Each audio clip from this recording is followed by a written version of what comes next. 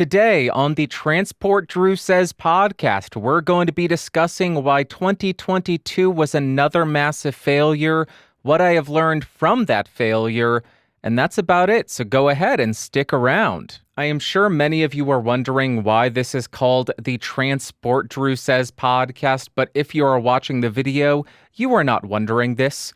You understand completely why this is called the Transport Drew Says podcast. I am done with sheet 1, and now I want to discuss my takeaways from the year of 2022. I didn't think that I learned a lot this year, but going back and thinking through everything, I have a lot of takeaways.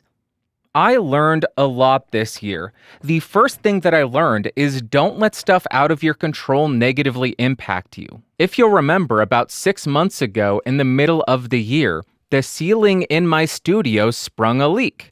And it took about a month and a half to resolve. So during that time, I had everything torn out of my studio because when it rained again, the leak would get worse, and I didn't want to risk all of my equipment getting damaged. Now, during that month, I could have used that time to relax and pretty much have an entire month and a half vacation.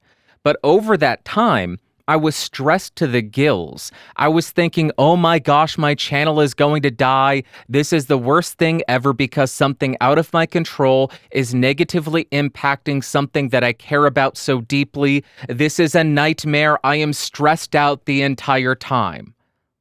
That is completely justifiable. I understand that. I should be angry. I should be stressed out. I should be doing everything in my power to ensure that external factors don't destroy something that I care about. But I did do everything in my power to try to resolve that, and the resolution lied in somebody else's hands. So by sitting here and stressing out, I was just adding unnecessary strain and anger and depression on myself when it wasn't necessary because there's nothing that I could do.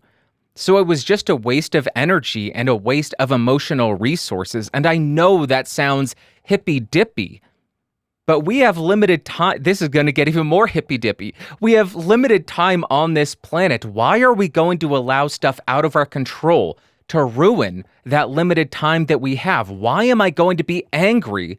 Why am I going to be depressed? Why am I going to be stressed about something that I have no control over? Basically, the takeaway is if I have done everything within my power and now the situation is out of my control, I should not allow that situation to ruin my day, week, month, or year, cause unnecessary stress, cause me anger, cause me depression, or give me justification to be rude to somebody else, because that is something that happens a lot. We have a bad day, we get stressed out, we take that out on people around us. I don't know what camera to look at. We take that out on people around us, and I don't think that's a good thing to do. I don't think that's an appropriate way to behave. So that was my first takeaway for 2022, a very big takeaway for me. My second takeaway is don't be precious about stuff, use it. This comes from a lot of everyday carry items. It comes from computers, from guitars, from microphones, from notebooks. If you buy a relatively expensive notebook that costs $10, you're not going to want to write in it unless it's something incredibly important. If you get a new guitar, you're going to baby it. You're not going to want to play it for a bit. You're going to want to stare at it. Oh, it's so pretty. That's not why you buy a notebook. That's not why you buy a guitar. You don't buy a nice pocket knife because you want to look at it. You buy a nice pocket knife because it is an effective tool. Use the tools that you buy for the purpose they were made. Use the tools that you buy for the reason you bought them. This, of course, assumes that you are not buying some tool as some kind of investment. Don't do that either. This is not financial advice. That's the podcast disclaimer. But really, that's just me being a little bit butthurt that a lot of items that I like have kind of become these investment items, or at least a way to get rich quick. Oh, these are in limited supply. We're going to buy all of them using bots, and then we're going to flip them at a premium because people want them. We'll manipulate the market. F you. So I don't like the whole investment mentality around these physical items like knives or watches or luckily it hasn't hit microphones yet, knock on wood. So that's the second thing that I have. Takeaway number 3 is live your life instead of working all the time. This is something that I have struggled with for years. When I started the podcastage YouTube channel and started to get traction, I just wanted to double down and work even harder on it because I didn't want to throw away or squander the opportunity that I had. And it has taken a lot to get to this place where I will be okay with walking away from the channel for a week or two, with walking away from my day job for a couple of days. And it's not as though my day job is my favorite thing and I can't bear to be away from it. It's just that I understand that when you're away from work, the work doesn't stop. The emails keep coming in, the calls keep coming in, the tasks keep stacking up. So yes, you may get 2, 3, 4, maybe a week off. 2, 3, 4 days, not 4 weeks. You may get a couple days or a week off, but when you come back, you're going to end up working 10 times harder to stay on top of stuff. So what I learned is you need to do a bit of preparation if you want to take vacation. You need to email people a couple of weeks in advance, say, hey, I am going to be out of the office on these days. If you need anything urgently, send it to me early before I leave. Send it to me a week before, at least a couple of days before, so I have time to turn it around for you. I will not have email access. I will not reply to you. If there's anything urgent, contact somebody else. So as long as you do the preparatory work and maybe schedule your vacation days around times where other people are out of the office, it can be very manageable. And now that you're able to take time off work, you can take a little bit of time off of YouTube. You can go visit people that you care about. You can go visit family. You can go on a vacation and do something really fun that you've wanted to do. Maybe not a 3-week or a 2-month-long vacation in Europe, going across the entire continent. Maybe not that. But you can take some time off and unplug from work. Don't work all the time. Live your life. Life is short. I talked about this earlier already in something else that I learned. Life is short. Why are you going to allow stuff to stress you out? And why are you going to chain yourself to a desk and work yourself to death? Take some time for yourself to enjoy the gift of life. God, I'm turning into a hippie. I hate this. The next takeaway for me is slow down and appreciate life. Goodness gracious, this certainly seems a lot like the last one. Am I getting redundant? Maybe a little bit, but I don't care. What I mean by this is read. Go for a walk. Take part in an action that isn't modern and takes a little bit longer.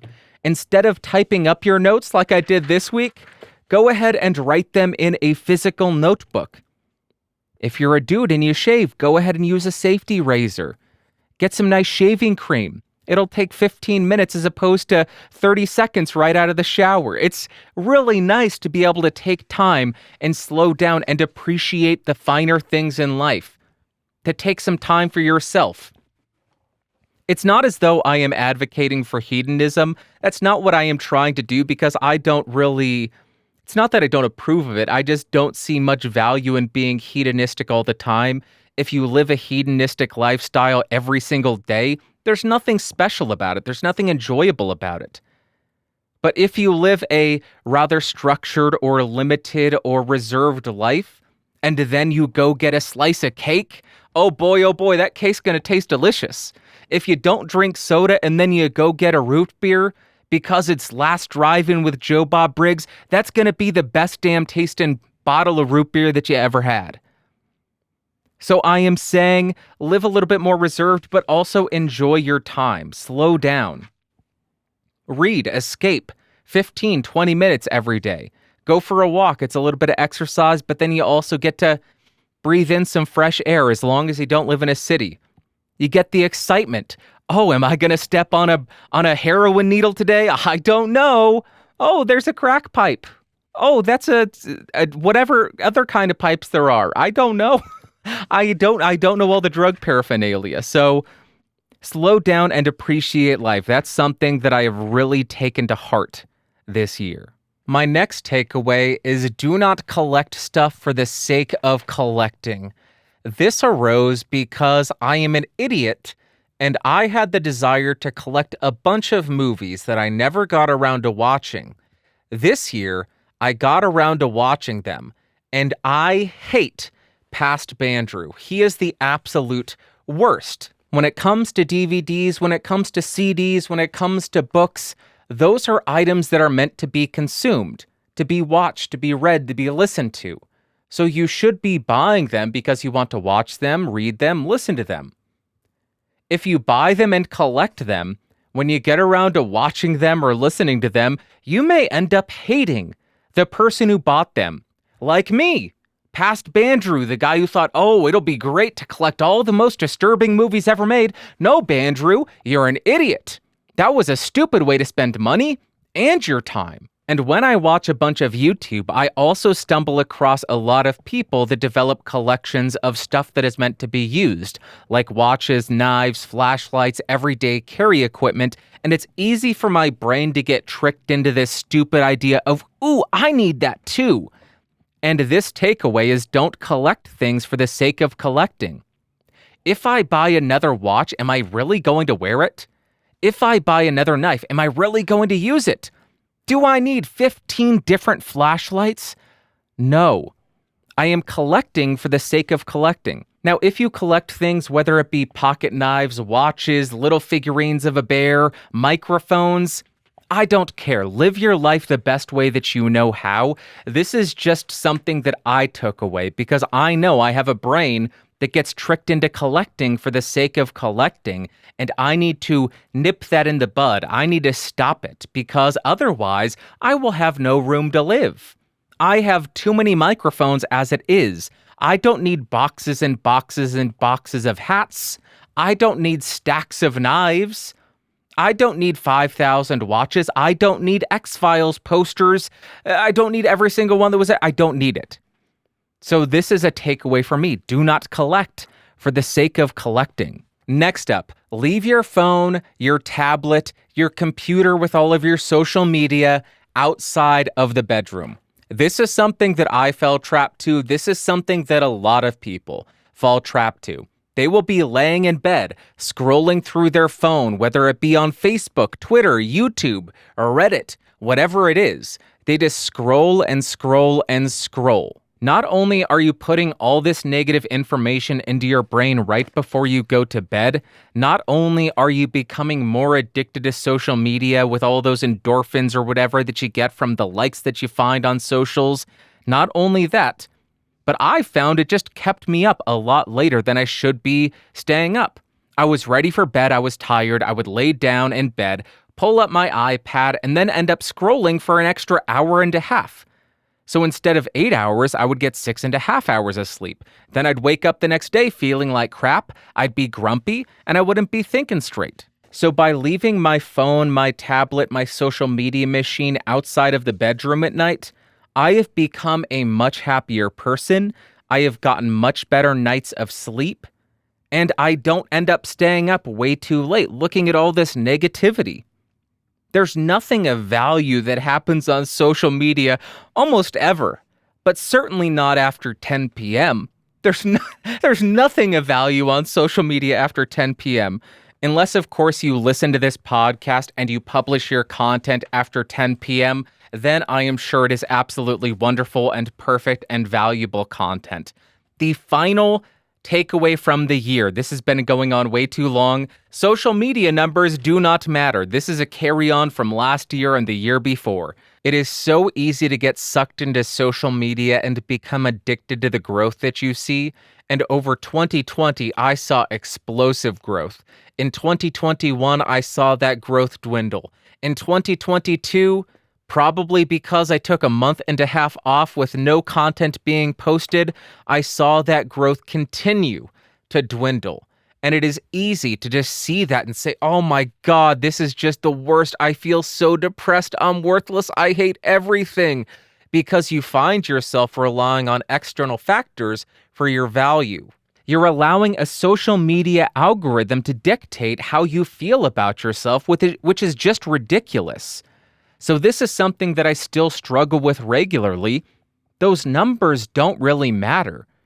It can still be discouraging, but in the long run, it doesn't matter in the slightest. So that is my final takeaway from 2022. All right, I think that Transport Drew is dead because that is going to be an absolute nightmare to edit. I actually thought of something that I wanted to try.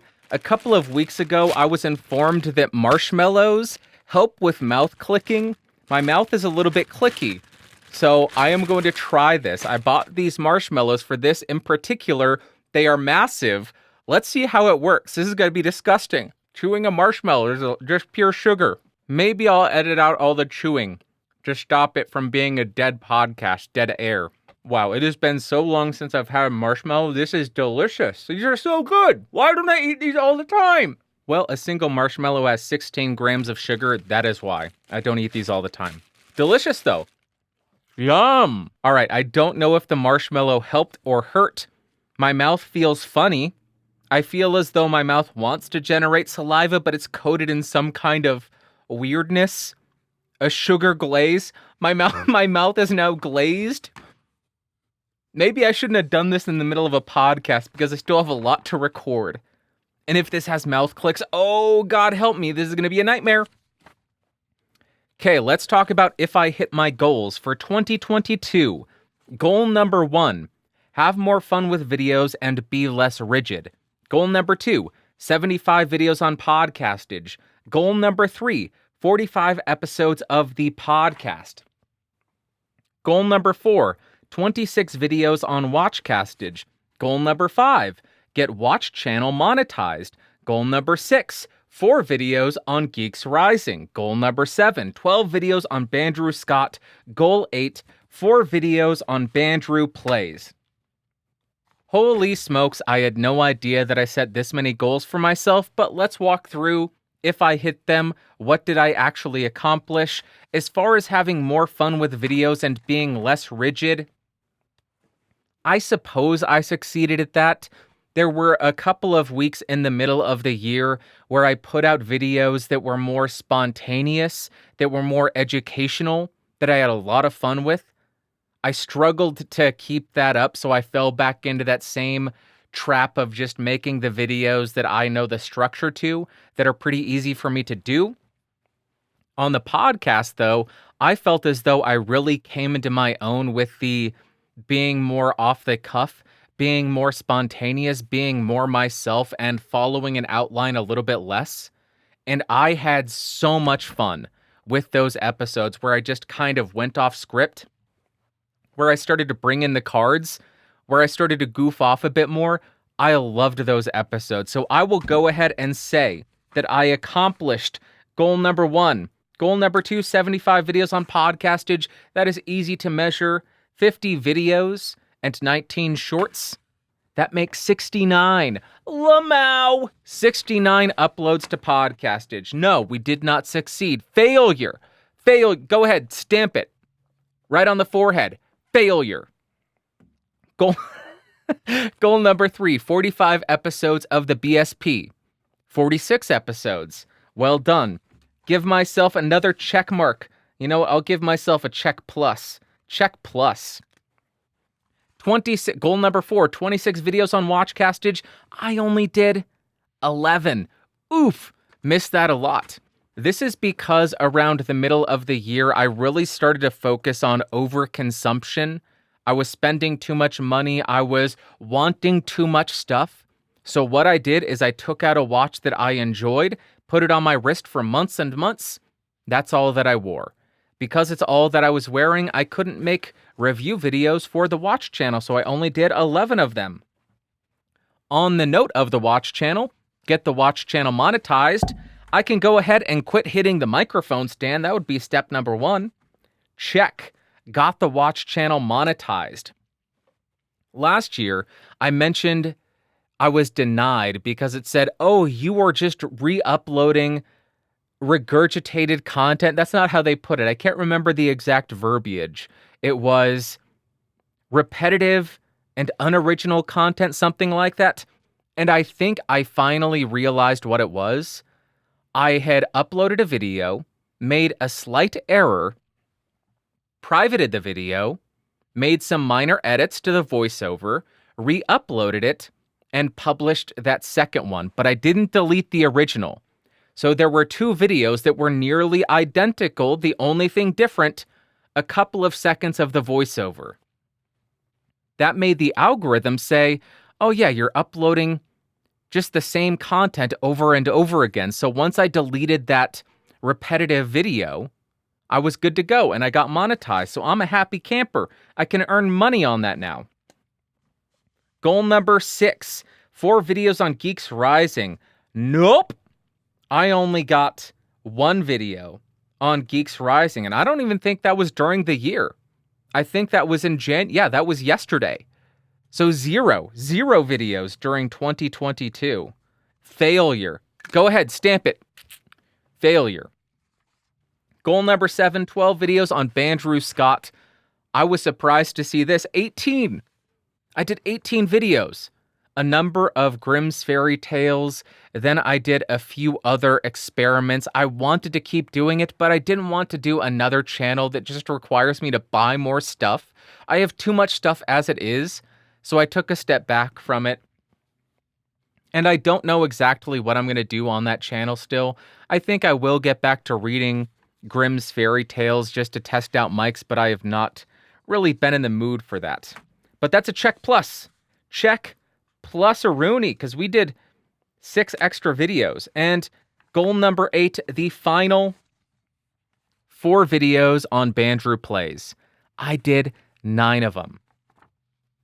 Amazing. 9 music videos, not music videos, but videos surrounding music, of me playing music on the Bandrew Plays channel. Check. I'll give myself a check plus. I'm a check plus student. Don't mind if I do. Those are my goals. Did I hit them? No, I'm a failure. Whatever, who cares? I am happy with what I accomplished. That is a lot of work. I didn't add up all the videos, but there was a lot of them. I'll go ahead and add them up. If we include shorts, 153 videos this year. That doesn't seem too bad. I had a month off in the middle of the year because I couldn't record in my studio, and I still managed to get out 153 videos. That is pretty darn good. Now on to my favorite videos of the year. This would be what I recommend you start with if you haven't watched any of my content. Let's start with the Podcastage channel. No one cares about your audio gear. This is a video I made because, again, around the middle of the year, I was starting to be concerned with overconsumption. I didn't want to be advocating for that. So I just made a quick video to try to remind people, don't buy audio gear to impress other people. Buy audio gear to solve a problem, to serve a purpose. Get the gear that helps you create the content quicker, and you'll be fine. Nobody's going to notice if you switch from an XM8500 to an SM58, from an SM58 to an RE20. 95% of your audience does not care. That was my favorite video there. Podcastage 2, I did not publish enough to have a favorite. For the podcast, the Bandrew Says podcast, episode 310 to 312 was my favorite run of episodes. That is the house buying story arc.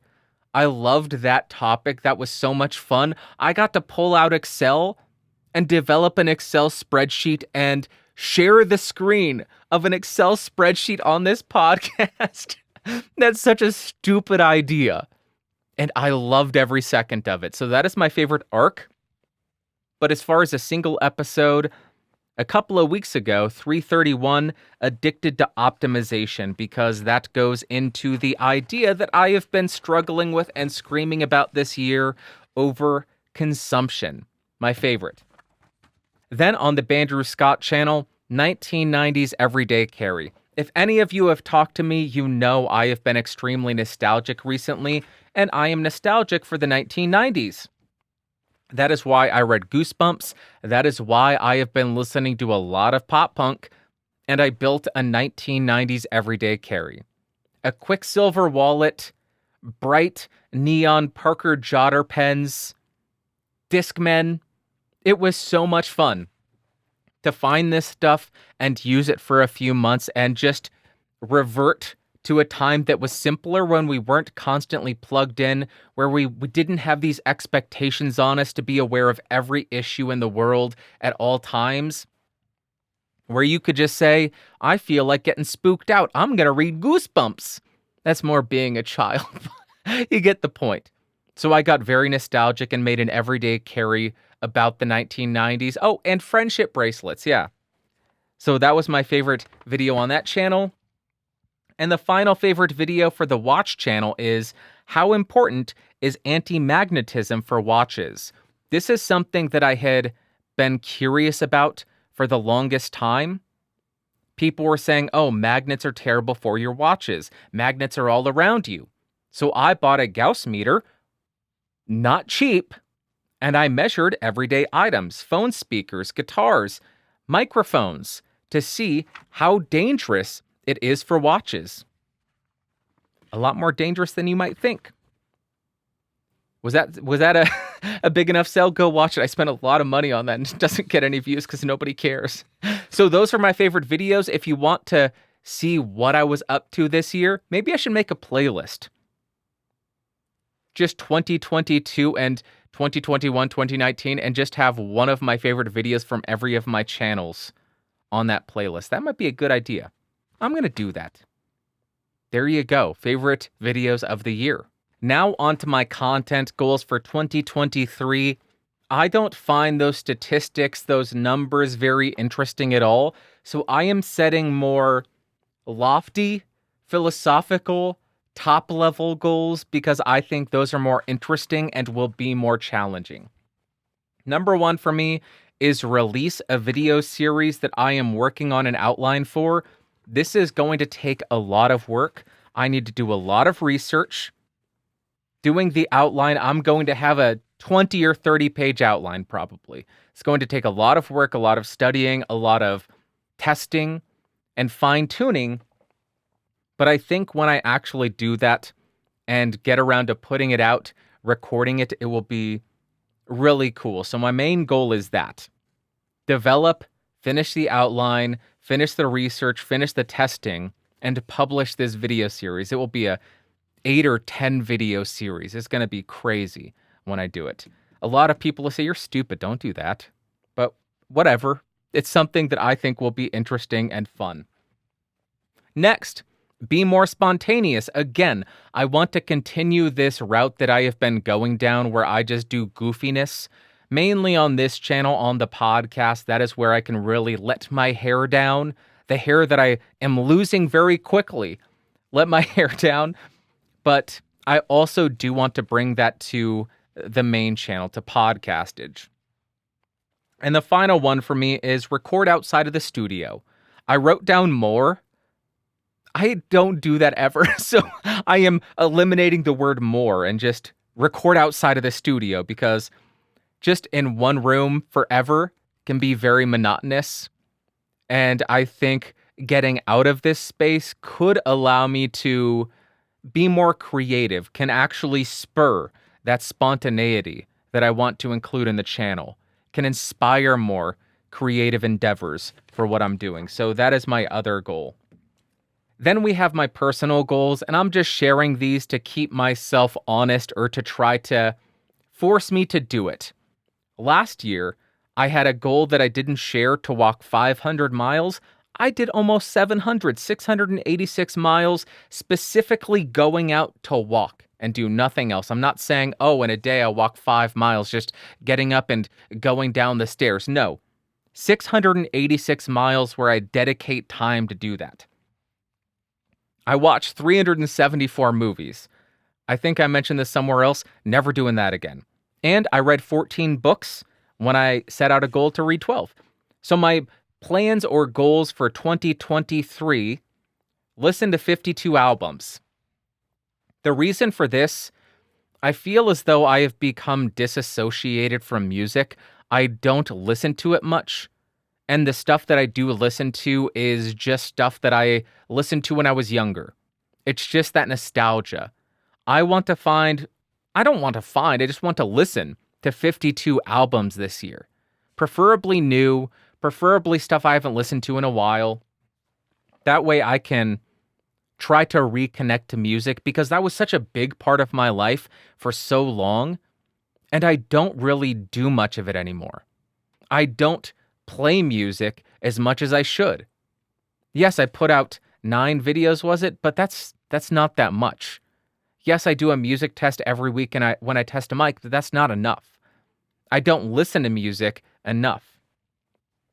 Then, read 12 books again. The big ones for me, though: don't buy any everyday carry gear, and don't buy any fragrances. Yes, I've started to fall down that rabbit hole. The manipulation of the YouTube algorithm got me.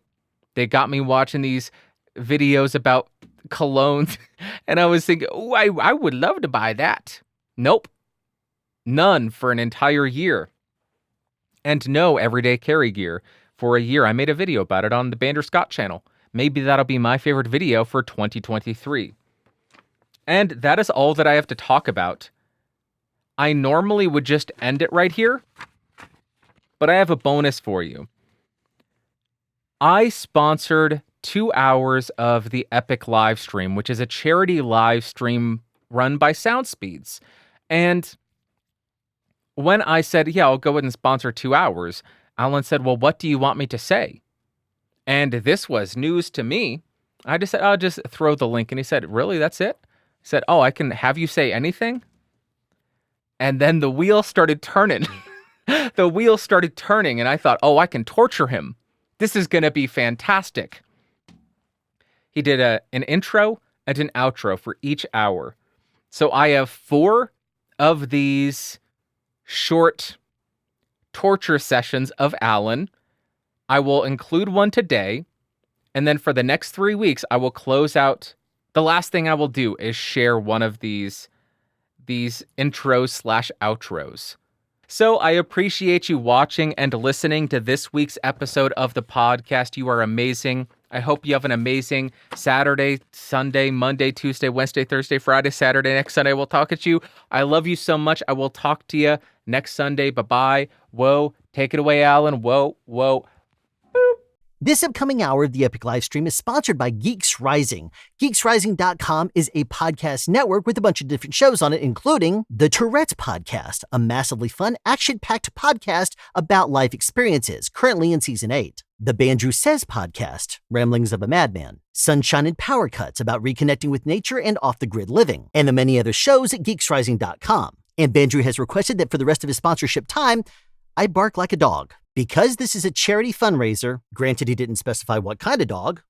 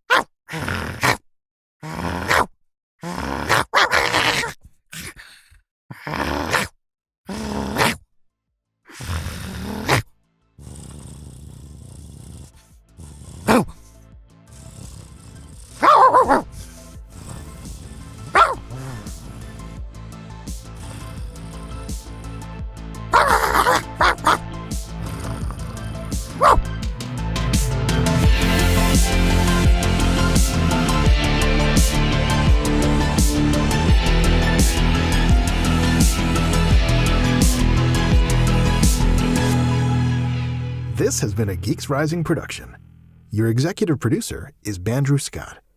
For more information, head over to www.geeksrising.com.